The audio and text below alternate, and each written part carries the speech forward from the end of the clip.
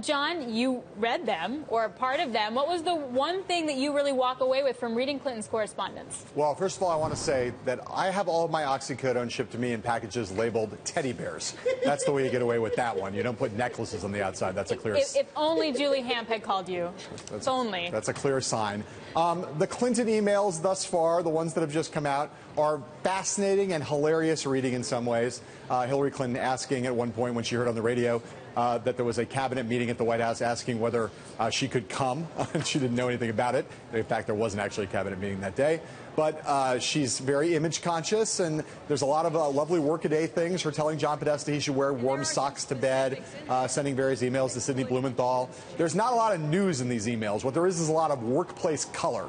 If you want to get a sense of what the Secretary of State communicates with her close friends and employees about on a day-to-day basis, this is a pretty good window into that. A lot of it's humdrum, some of it's funny. The fact that the White House Chief of Staff was asking for her email address and her staff wasn't sure whether they should give it to him, also somewhat amusing. But again, nothing scandalous and nothing super newsworthy in this email batch.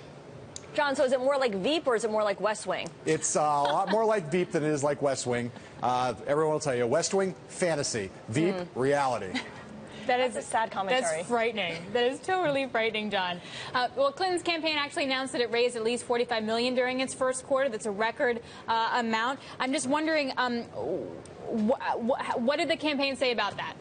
Well, they said it was a record, and it's a large amount of money, a lot of hard dollars there. There's nothing.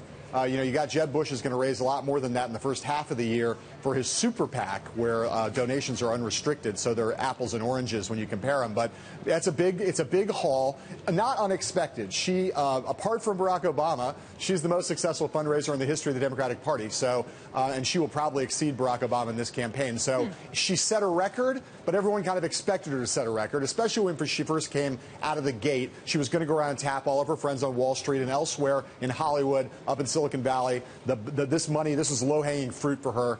We'll see how she does in the second and third quarters, but I don't think anybody expects Hillary Clinton to be short of funds if she's the Democratic nominee. She set a record. Everyone expected her to set a record in Wall Street. That's a disappointing result. All right.